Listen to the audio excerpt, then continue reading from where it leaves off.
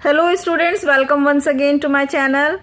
Students, जैसा कि आप सभी को पता है कि आजकल हम सिंथेसिस डिस्कस कर रहे हैं और सिंपल रूल्स सारे हम पढ़ चुके। सिंथेसिस बनाने वाले कॉम्प्लेक्स सेंटेंसेस को भी हम पढ़ चुके हैं और अगर आपने इनको मिस कर दिया तो डिस्क्रिप्शन बॉक्स में इन सभी वीडियोस का लिंक दिया है। सिंपल के हमने 8 रूल्स स्टडी किए हैं और कॉम्प्लेक्स को हमने एक ही वीडियो में समझा है। उसी में सारे इंपॉर्टेंट वर्ड्स हमने कवर कर लिए और आज की वीडियो का टॉपिक है कंपाउंड से रिलेटेड। तो चलिए देखते हैं कंपाउंड सेंटेंस किस तरह से बनाने हैं। तो स्टार्ट होता है ये टॉपिक सिंथेसिस कंपाउंड सेंटेंसेस। इसमें भी हमने कॉम्प्लेक्स की तरह कुछ इंपॉर्टेंट वर्ड्स बताए हैं। ये सभी वर्ड्स आप नोट कर लें अपनी कॉपी पर और इन्हें ध्यान से समझें और इन्हें याद कर लें, जिससे कि आप जब भी कंपाउंड सेंटेंस से रिलेटेड बात आए कि कंपाउंड सेंटेंस बनाना है तो आप इन वर्ड्स पर फोकस करना और बहुत आसानी से आप उसे सिंथेसाइज कर लेंगे। सबसे ज़्यादा इम्पॉर्टेंट वर्ड है इसका एंड, जिसे हिंदी में कहते हैं और। बहुत ज़्यादा यूज़ होता है ये कंपाउंड सेंटेंस में। सिंपल सेंटेंस में भी यूज़ होता है लेकिन फिर भी इसे कंपाउंड में ज़्यादा यूज़ किया जाता है।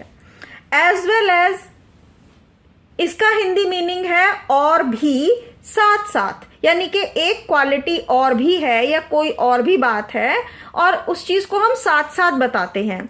जैसे राम एक होशियार लड़का है और वह ईमानदार भी है। तो और वह, ये जो एंड है ना, इसी के जैसा है ये एज वेल एज, लेकिन एंड ना लिखकर हम एज वेल एज का प्रयोग भी कर सकते हैं। नॉट ओनली बट ऑल्सो, इसका हिंदी मीनिंग है ना केवल कोई एक चीज बल्कि कोई दूसरी चीज भी इसमें शामिल है। लेकिन इसमें फीलिंग आती है ये वाली कि केवल एक चीज ही नहीं बल्कि कुछ और भी है उसमें शामिल। बट का मीनिंग लेकिन, स्टिल फिर भी, वाइल जबकि, ओनली केवल, अदरवाइज वरना, ईदर और या तो एक चीज या दूसरी चीज। तो दोनों में से चॉइस करनी होती है तो ईदर और का यूज करते हैं। बीच में शब्द आ जाते हैं, ईदर के बाद कोई और शब्द, फिर और के बाद बाकी का सेंटेंस। ऐसे इसका अपोजिट है नीदर नॉर, ना तो ये और ना ही कोई दूसरी चीज।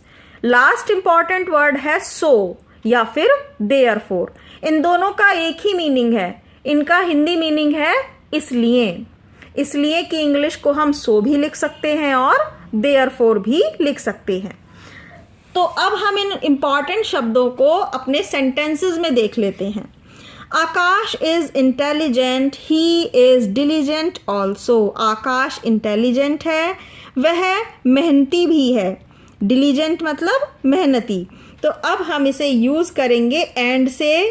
आकाश is intelligent and diligent also. ऐसे करके ये आ गया हमारा एंड, ये बन गया कंपाउंड सेंटेंस। और इसमें एज वेल एज भी लिख सकते हैं। Akash is intelligent as well as diligent. As well as के साथ ऑल्सो नहीं लिखेंगे, इस तरह से। He is strong, he is timid. वह ताकतवर है। ही इज टिमिड का मीनिंग है डरपोक होना। तो यहाँ आपको ये देखना है कि एक ऑब्जर्व करो बात को कि वह ताकतवर है, वह डरपोक है। तो ये क्वालिटी तो इसके अपोजिट हो गई।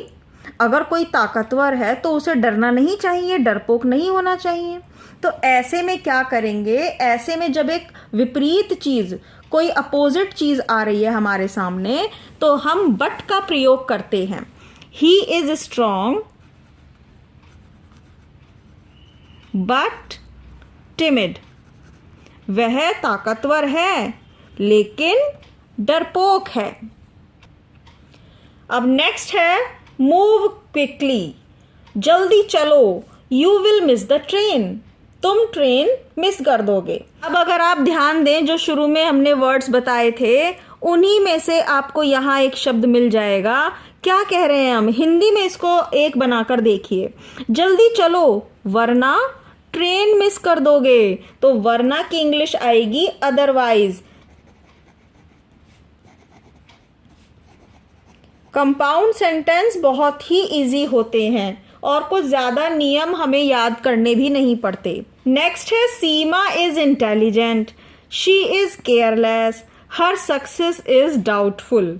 सीमा इंटेलिजेंट है, वह लापरवाह है, उसकी सफलता डाउटफुल है।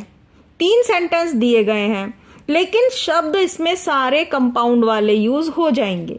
किस तरह से? देखिए, इंटेलिजेंट है लेकिन उसका एक अपोजिट बताया हुआ है केयरलेस होना, जो इंटेलिजेंट के साथ मैच नहीं करता। इंटेलिजेंट है लेकिन लापरवाह है, तो लेकिन शब्द के लिए हम इन दोनों को जोड़ेंगे बट से। अब केयरलेस होने के कारण कौन सी प्रॉब्लम आ रही है? प्रॉब्लम है कि उसकी सफलता पर संदेह है, डाउट है कि वो पास हो भी जाएगी, उसे सफलता मिलेगी भी या नहीं। तो पहला सेंटेंस आपने जो बनाया उसे लिख लीजिए।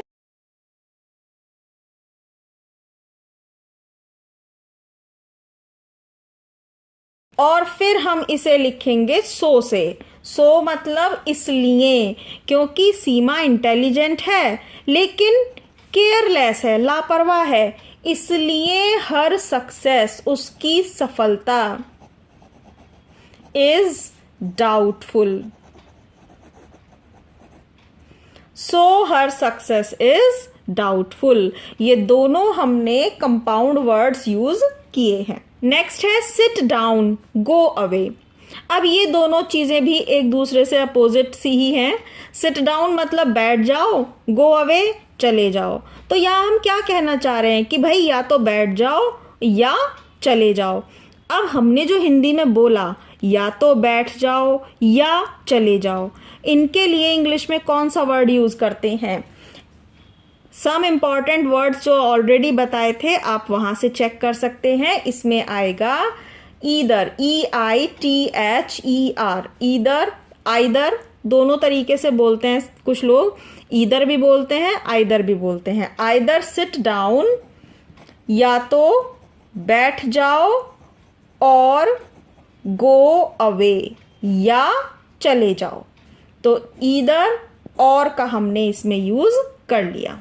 नेक्स्ट है ही इज रिच, वह अमीर है। ही इज नॉट हैप्पी, वह खुश नहीं है। अब ये भी अपोजिट सिचुएशन है। ही इज रिच, वह अमीर है, but he is not happy. इसे हम पूरा भी लिख सकते हैं, और अगर पूरा नहीं लिखना है तो आप इसको हटा दीजिए। He is rich but not happy, ऐसे भी चल जाएगा। नेक्स्ट है Shubham did not go to Nainital, his father did not go to Nainital. Shubham भी नैनीताल नहीं गया, उसके पिता भी नैनीताल नहीं गए। अब अगर हम हिंदी में इसे एक सेंटेंस बनाकर बोलेंगे तो आएगा कि ना तो शुभम नैनीताल गया और ना ही उसके पापा। तो आपको याद है ईदर और आइदर और के बाद हमने एक और वर्ड पढ़ा था नाइदर नॉर, तो इसमें वही नीदर नॉर आएगा। NEITHER, नीदर मतलब ना तो neither Shubham nor his father.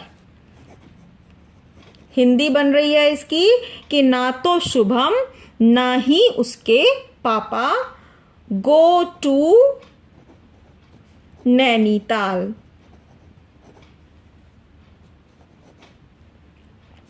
इसमें यहां पर बस हम गो यूज ना करके वेंट यूज करेंगे, वर्ब की सेकंड फॉर्म आ जाएगी, गो नहीं आएगी, क्योंकि यहां पर तो डिड नॉट यूज हो रहा था। लेकिन अब हम इसमें डिड नॉट यूज नहीं करेंगे तो वेंट आ जाएगी, वर्ब की second form. Neither Shubham nor his father went to Nainital. Students, I hope आपको ये सेंटेंसेस समझ में आ रहे होंगे। कंपाउंड सेंटेंस बनाना बहुत ईजी है। लास्ट सेंटेंस बताने से पहले आपसे रिक्वेस्ट है कि प्लीज़ इस वीडियो को लाइक कर दीजिएगा, और चैनल पर फर्स्ट टाइम है तो चैनल को सब्सक्राइब कर लीजिए। डिस्क्रिप्शन बॉक्स में सिंथेसिस से रिलेटेड सभी वीडियोस का लिंक दिया गया है। अगर आप स्टडी करना चाहते हैं, उनको समझना चाहते हैं, तो प्लीज़ विजिट कीजिए चैनल पर दिए गए लिंक्स पर। Do it well, don't do it all. जिस किसी काम को आप कर रहे हैं तो या तो उसे वेल बहुत अच्छी तरह से कीजिए या फिर बिल्कुल मत कीजिए। तो ऐसे में आएगा डू इट वेल और डोंट डू इट ऑल। और शब्द का इसमें हमने यूज किया है। तो स्टूडेंट्स, ये फिनिश होते हैं कंपाउंड सेंटेंसेस। आई होप आपको हमारे साथ स्टडी करना अच्छा लगा होगा। Thank you so much. मिलते हैं नेक्स्ट वीडियो में।